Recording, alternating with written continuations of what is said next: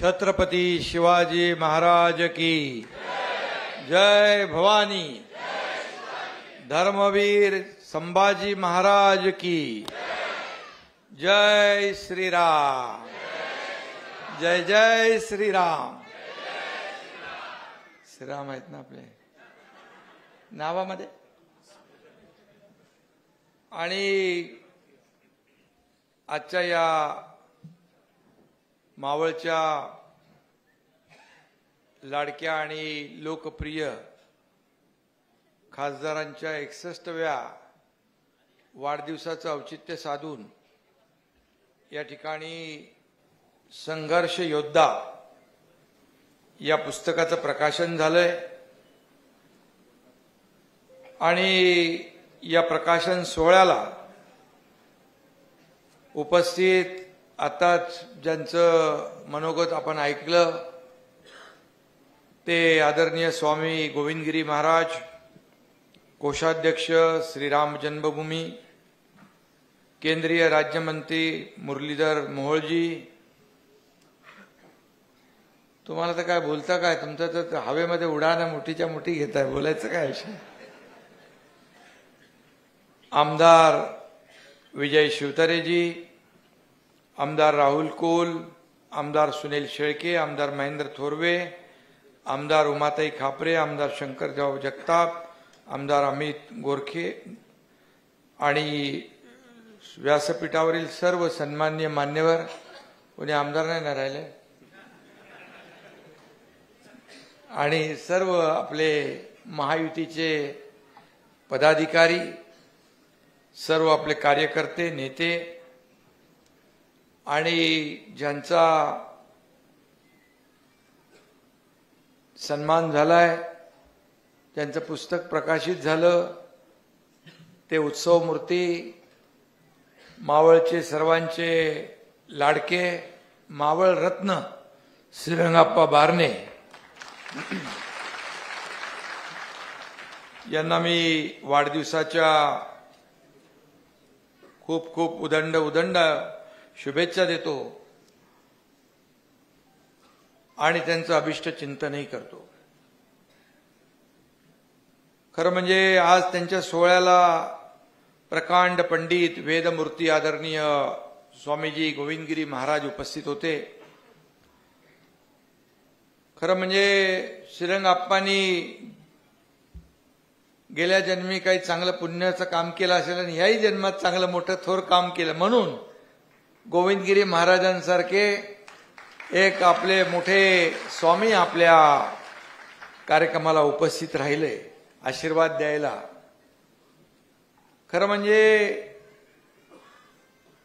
श्रीरंगाप्पांनी जो जनसेवेचा समाजसेवेचा जो यज्ञ मांडलाय त्याला स्वामीजींनी आशीर्वाद दिला।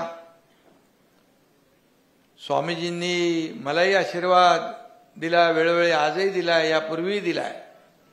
खरं म्हणजे तो आपल्या एक जगण्याचा आधार आहे आणि त्यांच्या आशीर्वादामुळे प्रेरणाही मिळते, ऊर्जाही मिळते। खऱ्या अर्थाने त्यांनी जे अयोध्येचं राम मंदिराचं काम केलं ते अनेक महानुभाव जे आहेत त्यांनी कष्ट घेतले, त्यात गोविंदगिरी महाराजांची देखील एक मोठी मोलाची भूमिका होती। राम मंदिराच्या प्राणप्रतिष्ठानापूर्वी आदरणीय देशाचे प्रधानमंत्री ज्यांनी 11 दिवसांचं अनुष्ठान व्रत ठेवलं होतं, गोविंदगिरी महाराजांच्या शुभ हस्ते त्यांनी तीर्थ घेऊन आपलं अनुष्ठान सोडलं। असे गोविंदगिरी महाराज, त्यांनाही मी मनापासून धन्यवाद देतो की आप्पा बारणेंच्या या वाढदिवसाला देखील आणि प्रकाशन सोहळ्याला देखील ते आले। त्यांना मनापासून धन्यवाद आणि त्यांचे मनापासून आभार मानतो।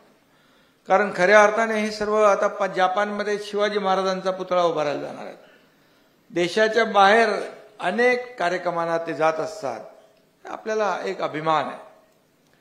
आणि म्हणून राम मंदिरासाठी अनेक कारसेवक, शिवसैनिक, अनेक रामभक्त सगळ्यांनीच त्यावेळेस आपल्या जीवनाची आहुती दिली, संघर्ष केला आणि अनेक वर्षांच्या संघर्षानंतर करोडो लाखो रामभक्तांचं स्वप्न, खरं म्हणजे 500 वर्षापूर्वीपासूनचं हे स्वप्न आणि त्याचबरोबर आपले हिंदू हृदय सम्राट बाळासाहेब ठाकरे यांचंही स्वप्न होतं की अयोध्येत राम मंदिर व्हायला. ते तर एकदा भाषणात म्हणाले, मला एक दिवस पंतप्रधान करा, मी अयोध्येत राम मंदिर बांधेन आणि काश्मीर मधलं 370 कलम हटवेन. पण ही दोन्ही कामं आदरणीय प्रधानमंत्री मोदीजींनी केली आणि त्यांच्या मार्गदर्शनाखाली गृहमंत्र्यांनी 370 कलम कसं हटलं. कोणाला वाटलं नव्हतं की 370 कलम कधी हटू शकतं. काश्मीर हा आपला अविभाज्य आपला भाग आहे, अंग आहे, आपलं खरं म्हणजे मुकुटमणी आहे. आणि मग अशा परिस्थितीमध्ये ज्यांनी बाळासाहेबांचं स्वप्न पूर्ण केलं, ज्या प्रधानमंत्री असतील, गृहमंत्री असतील, त्यांना देखील खऱ्या अर्थाने त्यांचा गौरव, आपण त्यांचे आभार मानले पाहिजे. परंतु काही लोकांना, एकनाथ शिंदेला तुम्ही आरोप करा, प्रत्यारोप करा, शिव्या शाप द्या, पण प्रधानमंत्री महोदय असतील, गृहमंत्री असतील, त्यांना देखील काही लोक सोडत नाहीत. हे दुर्दैव आहे या राज्याचे, देशाचं. आणि म्हणून मी एवढंच सांगेन, अयोध्येतलं राम मंदिर हे साधंसुधं नाही, ते देखील एक संघर्ष मंदिर आहे. आणि श्रीरंग अप्पांची कारकीर्द देखील तशीच संघर्षाची आहे. एक नगरसेवक, मग स्थायी समिती सभापती, मग ते खासदार झाले डायरेक्ट. आणि मला म्हणाले की 42 दिवस, मगाशी त्यांनी सांगितलं 42 दिवसाचा संघर्ष स्थायी समितीसाठी, आणि एका मताने त्यांनी स्थायी समिती पद पटकावलं. मला आठवण आली की ठाण्याचं महापौर पद असंच अटीतटीचं असायचं, संघर्षाचं असायचं, काठावरची लढाई असायची. आनंद दिघे साहेब होते तेव्हा मला काही चिंता नव्हती, पण दिघे साहेबांच्या पश्चात असे 2-3 वेळा असे प्रसंग आले आणि तेव्हा तर आपलं सरकार पण नव्हतं आणि विरोधी पक्षाचं सरकार, काँग्रेसचं सरकार. आणि मग मला ते माणसं, आपले नगरसेवक ठेवण्यासाठी महाराष्ट्रात ठेवू शकत नाही. मग गुजरात, कच्छ, कुठं कुठं मला एका महापौर पदाच्या वेळेस एक आपली ताई, साधी गरीब ताईला बनवलं होतं, मिस्टर काय इंदुलकर नाव होतं त्यांचं. पूर्ण देशाचं भ्रमण केलं मी 40 दिवस. तुम्हाला 42 लागले, मला 40 दिवस लागले, पण महापौर झाला शिवसेनेचा, महापौर आपल्या युतीचा झाला. आणि त्यामुळे संघर्षातून आपण या ठिकाणी पुढे आलेला आहात. खरं म्हणजे एक ग्रासरूटचा कार्यकर्ता जेव्हा नगरसेवक ते खासदार होतो, त्याला प्रश्नांची जाण असते, समस्यांची जाण असते, लोकभावनेची कदर असते, लोकांशी त्यांचा सातत्याने संपर्क असतो. कारण शेवटी आपण फील्डमध्ये काम करणारे लोक आहोत, आपण जमिनीवरचे कार्यकर्ते आहोत. आपण दरबारी राजकारण करणारे नाही, किंवा घरात बसून देखील राज्य चालवता येत नाही. राजकारण तर सोडा, परंतु आप्पा तुम्हाला बघितलं मी, म्हणजे तुमची मैत्री तर श्रीकांत बरोबर होती पहिली सुरुवात. श्रीकांत देखील तुमच्याबद्दल खूप आदर व्यक्त करतो. तो आज येणार होता इकडे, तर मला म्हणाले तुम्ही जाताय. बोल मला तर जायलाच पाहिजे बाबा, कारण शेवटी माझा एक सहकारी आहे. आणि त्यांनी यापूर्वी देखील 4 पुस्तकं लिहिलीत. लढवय्या, अनुभवलेली संसद, माझा वैभवशाली मावळ, आणि आता संघर्ष योद्धा हा 5वा आहे पुस्तक. मला माहित नव्हतं तुम्ही लेखक पण आहेत म्हणून. आणि तुमची चिकाटी पण पाहिली मी, की एखादं काम करायचं ठरवलं, काम म्हणजे काय वैयक्तिक काम कधीच माझ्याकडे त्यांनी आणलं नाही. मी मुख्यमंत्री असताना त्यांनी अनेक कामं आणली, पण मतदारसंघातली कामं आणली. माझी लाडकी बहीण काय बोलते, माझ्या लाडक्या बहिणींनो आणि लाडक्या भावानं बोलायला मी विसरलो मगाशी. आणि खऱ्या अर्थाने या ठिकाणी जी कामं त्यांनी आणली ती कामं मतदारसंघातली, किंबहुना मतदारसंघाच्या बाहेरची कामं, परंतु समाजाला जी आवश्यक आहेत ती कामं आणली. आणि त्यांना मला आपल्याला माहित आहे माझ्याकडे कसं आहे, करतो बघतो पाहतो नाही असतं माझं. लगेच मी पेन काढतो, लिहितो, फोन उचलतो, लावतो आणि ताबडतोब जे काय असेल ते जागेवर सगळा त्याचा पडदा. आपण त्या पुस्तकात पण लिहिलंय, माझ्याबद्दल लिहिलंय, मी थोडं वाचलं. म्हणजे कार्यकर्त्यांना बळ देणारा आणि किती काम केलं तरी न चिडणारा. पण चिडून काय करू, मी काय कसं दाखवू लोकांना, आणि राग कसा व्यक्त करू. कारण शेवटी काय आपण म्हणतो की जया अंगी मोठेपण, त्याला यातना कठीण असतातच. आणि म्हणून कार्यकर्त्यांना जपणं, कार्यकर्त्यांना वाढवणं, त्यांना बळ देणं हे खऱ्या अर्थाने प्रत्येक नेत्याचं काम असतं. शेवटी हेच कार्यकर्ते आपल्याला ही मानाची पदं मिळवून देतात. कोणी खासदार होतो, कोणी आमदार होतो, कोणी मंत्री होतो, कोणी मुख्यमंत्री होतो, कोणी केंद्रीय मंत्री होतो. हेच कार्यकर्ते आपल्याला इथं बसवतात. आता आपण इकडे सगळे स्टेजवर एवढे सगळे बसलो, हे व्यासपीठ आपलं मानाचं आहे, मोठं आहे, हे वैभव आहे आपलं. पण जर एवढी गर्दी समोर नसती तर आपल्या या व्यासपीठाला शोभा नसती. आणि म्हणून मी कार्यकर्ता धर्मवीर आनंदगे साहेबांपासून मी त्यांच्यासोबत काम केलं, बाळासाहेबांसोबत काम केलं. आणि कार्यकर्ता जपणं, कार्यकर्ता वाढवणं, त्याला बळ देणं, त्याची एवढीच अपेक्षा असते. तो आपल्यासाठी खूप काम करतो. श्रीरंगाप्पा बारणे जेव्हा नगरसेवक होते तेव्हा त्यांच्या नेत्यासाठी त्यांनी काम केलं. आता त्यांच्यासाठी कार्यकर्ते काम करतायत, माझ्यासाठी करतायत, आपल्यासाठी करतायत. कार्यकर्ता आपल्या उमेदवाराचं ब्रँडिंग करतो, मार्केटिंग करतो. माझा नेता कसा चांगला आहे, त्याला तुम्ही मतदान करा. काही असलं तुमचं काम तर मी करेन, तो स्वतः जबाबदारी घेतो आणि दिवस रात्र मेहनत करतो, कुटुंबाची पर्वा करत नाही. असे कार्यकर्ते आपल्याकडे आहेत. म्हणून तर या राज्यात महायुतीला दैदिप्यमान यश मिळालं, विजय मिळाला. पण जेव्हा कार्यकर्ता अडचणीत असतो, संकटात असतो, छोटी मोठी कामं आहे, कधी हॉस्पिटलची मदत, पोलीस स्टेशन, कोर्ट, बाकी काय असतं, आंदोलन करणारे आपण कार्यकर्ते आहोत. त्यावेळेस मात्र त्याच्या पाठीशी उभं राहण्याचं काम नेत्याने केलं पाहिजे, ही भावना आहे. आणि ते काम श्रीरंगाप्पा बारणे अगदी अचूकपणे करतात. त्यांचा अंदाज पण अचूक असतो. म्हणजे आपण, मला वाटतं पोटनिवडणुकीत पण आपण काम केलं इकडं, जगताप आपल्या वहिनींच्या, अश्विनीताईंच्या, आणि हो, आणि लोकसभेत पण केलं. लोकसभेमध्ये आपण बरोबर अंदाज ठेवला होता. बोले काय चिंता करू नका, बोले बघा ओव्हर कॉन्फिडन्स मध्ये जाऊ नका. मी कधी, म्हणजे काही लोक ओव्हर कॉन्फिडन्स मध्ये गेले ते पडलेत, माझ्या शिवसेनेचे पडले. मी सांगत असतो, कारण मलाही अंदाज होता. मी किती वर्षापासून या निवडणुका मी लढतोय ते सोडा, पण मी कितीतरी लोकांना निवडून आणतोय, हे मला अनुभव माझा जो आहे तो दांडगा आहे. पण आप्पाचा जो विश्वास आहे तो बोले नाही. आणि बरोबर सगळीकडे फेक नॅरेटिव्ह होतं, सगळीकडे परिस्थिती कशी होती आपण पाहिली. आपल्याला कमी जागा मिळाल्या लोकसभेला आणि फेक नॅरेटिव्ह पसरवलं. संविधान बचाव, संविधान बदलणार, अमकं जाणार, आरक्षण जाणार, हे जाणार, ते जाणार, फार सगळीकडे माहोल बनवून टाकला. पण आपणचा विश्वास होता आणि जो अंदाज होता तो 100% खरा ठरला. आणि त्याला आपण सगळ्यांनी त्यांच्या मागे उभे राहिलात आणि त्यांना विजयी केलं.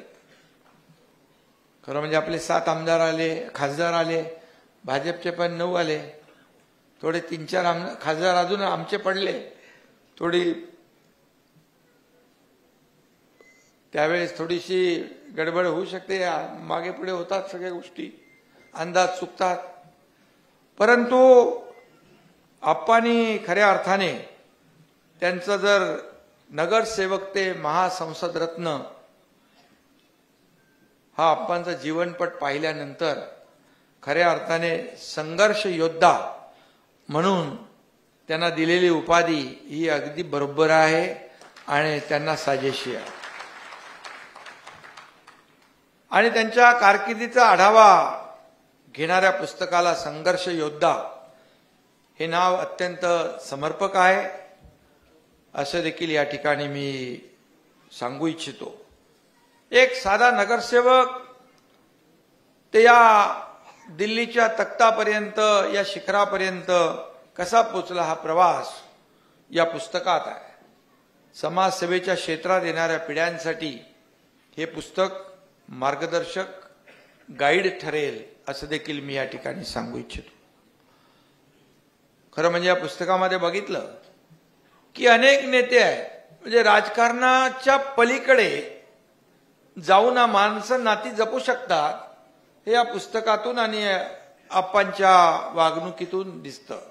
याच्यामध्ये नेते आहेत, अभिनेते आहेत, कलाकार आहेत, साहित्यिक आहेत, गोविंदगिरी महाराजांसारखे संत महंत आहेत, अनेक लोक आहेत. अनेक लोकांच्या त्यांचा सहवास श्रीरंग आप्पांना मिळाला. खऱ्या अर्थाने हे त्यांचं भाग्य आहे. आणि मोदीजींनी पण त्यांच्याबद्दल या ठिकाणी त्यांचं खऱ्या अर्थाने कामाची पोचपावती दिली. अध्यक्ष लोकसभा असतील, इतरही सर्व मान्यवर आहेत, गडकरी साहेब आहेत, आपले मुख्यमंत्री आताचे देवेंद्रजी आहेत, मी तर आहेच आहे, मी मागे आहे असं.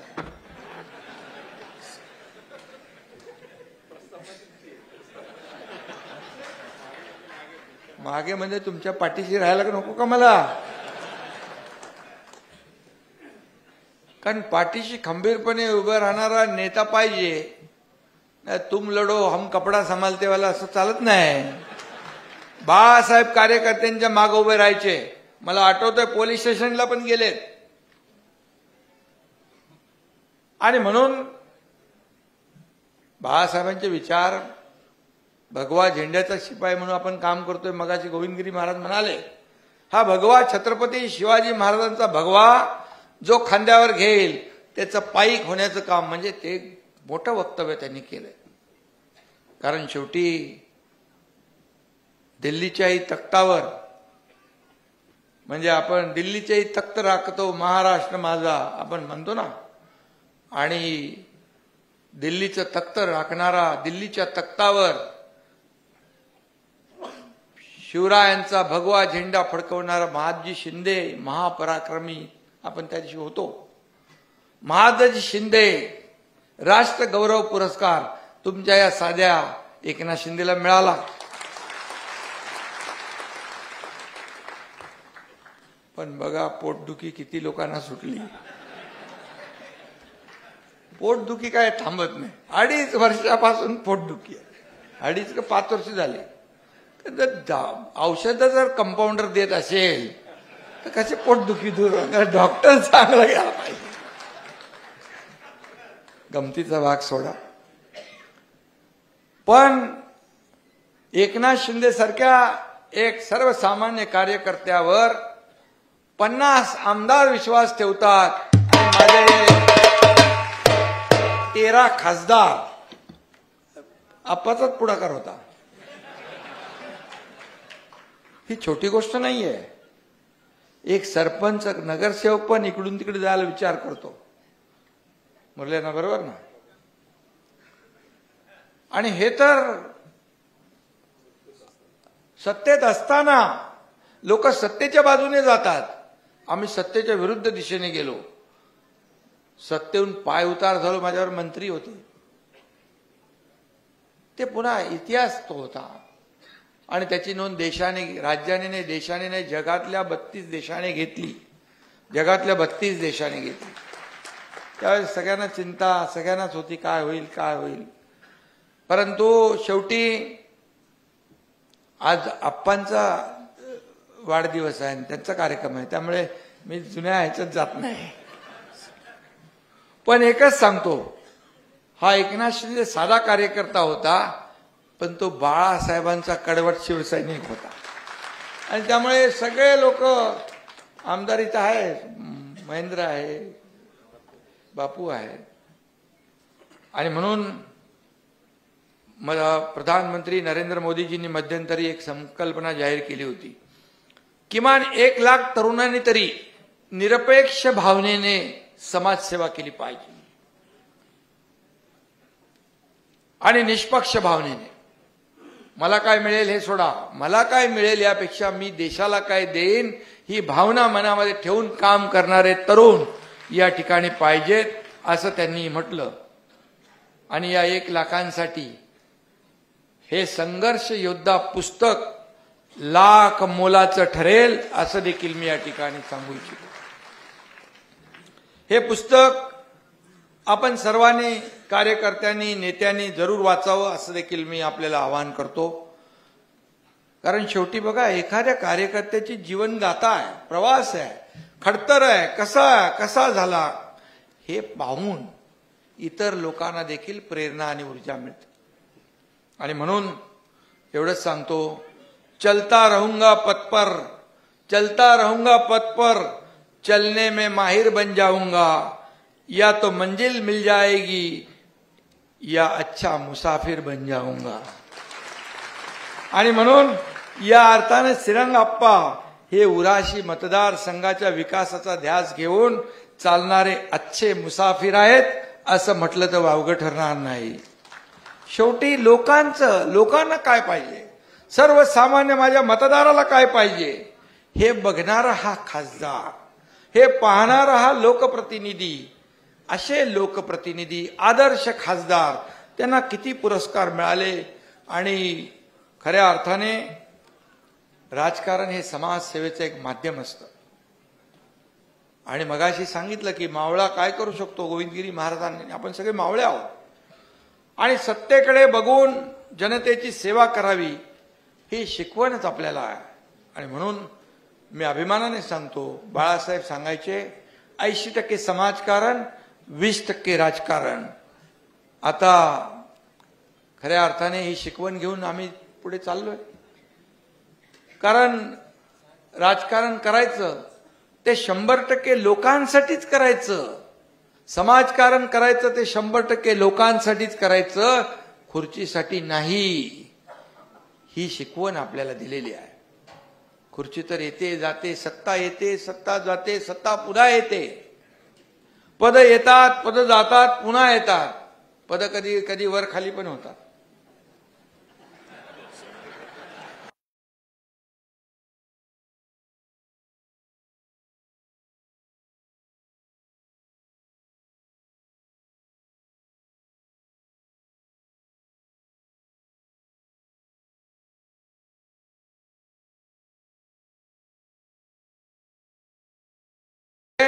Dedicated to common man.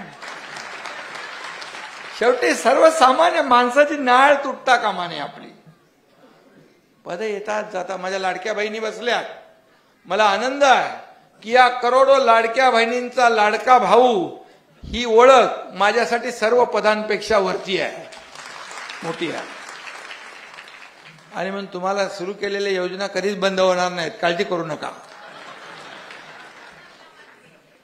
आणि म्हणून या ठिकाणी मला अभिमान वाटतो की शिवसेनेत आज ही शिकवण बाणवलेले आपले हजारो शिवसैनिक आहेत. श्रीरंग आप्पा देखील त्यापैकी एक आघाडीचे शिलेदार आहेत. आणि म्हणून त्यांनी मावळ प्रांतात शिवसेनेचा भगवा असा काही फडकता ठेवलाय. शिवसेनेचा हा गड भल्या भल्यांना भेदता आला नाही, असं त्यांचं कर्तृत्व आहे. त्यांना निवडणुकीत आसमान दाखवण्याची भाषा करणारे आता गप गुमान जमिनीवर आले. हे आप्पाच्या कार्यकर्तृत्वामुळे.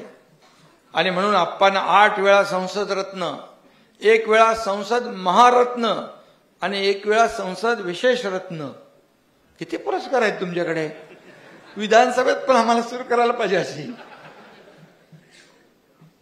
या पुरस्काराने त्यांना सन्मानित केलं. हे आपल्यासाठी सगळ्यांसाठी, तुमच्या मतदारसंघासाठी तर जिल्ह्यासाठी आहे, पण महाराष्ट्रासाठी अभिमानास्पद आहे, सन्मानाचं आहे, गौरवास्पद आहे. संसदेतली त्यांची उपस्थिती, त्यांनी मांडलेले प्रश्न, त्यांची विधेयक, निधीचा विनियोग, या सर्व कामामध्ये आप्पा सदैव आपला नंबर पहिला राहिला आणि म्हणूनच ते सगळे पुरस्कार मिळाले आपल्याला. आणि म्हणून तुम्ही या सर्व रत्नांचा कोण असतो? रत्नांच्या वर कोण? महारत्न. हा पुरस्कार तुम्हाला मिळाला, या बाबतीमध्ये तुमचं मी मनापासून अभिनंदन करतो. आणि संसदीय राजकारणामध्ये आप्पाचा हात धरणारा कोणी नाही. मतदारसंघातल्या राजकारणावर देखील त्यांची सॉलिड पकड आहे. वाघाची पकड असते तशी त्यांची या मतदारसंघावर देखील पकड आहे. म्हणून तर 3 वेळा ते निवडून आले, 3दा खासदार झाले, हॅट्रिक झाली. हे सर्व तुमच्या आशीर्वादामुळे, जनता जनार्दनाच्या आशीर्वादामुळे. भल्या भल्यानी त्यांचा टेम्पो पंक्चर करायचा प्रयत्न केला, पण तुम्ही युनियनचे पण अध्यक्ष आहे का? युनियन ती जय महाराष्ट्र कारखानदारांची. पण तुम्हाला सगळं माहित आहे कसं कुणाला कुठे आसमान दाखवायचं आणि कुणाला कुठे जमिनीवर ठेवायचं. त्यामुळे खऱ्या कार्यकर्त्याला कुणी किती काही म्हटलं तरी आसमान दाखवता येणार नाही, कारण हा खरा कार्यकर्ता आहे, मेहनती आहे, कष्टाळू आहे. कारण जनता ज्याच्या मागे आहे त्याला कुणाची काही भीती नाही. आता बघा, मी यावेळेस मला वाटतं किती वेळा, 5व्या का 6व्या वेळा निवडून आलो आणि दर वेळेला लीड वाढत गेला. आता सगळ्यांना वाटलं अरे विधानसभा काय गडबड आहे. आमच्या नरेश म्हस्केच्या बद्दल तर सगळे बोलत होते, अरे तू हे काही निवडून येणार नाही. पण मला विश्वास होता ठाणेकरांवर, नरेश म्हस्के 100% सगळ्यांनी बीट लावली, निवडून येणार नाही. पण मला माहित होतं नरेश म्हस्के तर आला, पण मला देखील जो लीड मिळाला तो आतापर्यंतच्या सगळ्या निवडणुकांमध्ये जास्तीचा मिळाला. 1.25 लाखाचा लीड मिळाला 5व्या. शेवटी आपली अटॅचमेंट, जिव्हाळा, लोकांशी संपर्क महत्वाचा असतो. आणि म्हणून आपल्याकडे जेव्हा पद असतं, आपल्याकडे जेव्हा सत्ता असते, त्या सत्तेचा वापर सर्वसामान्य माणसाच्या आयुष्यामध्ये चांगले दिवस आणण्यासाठीच केला पाहिजे.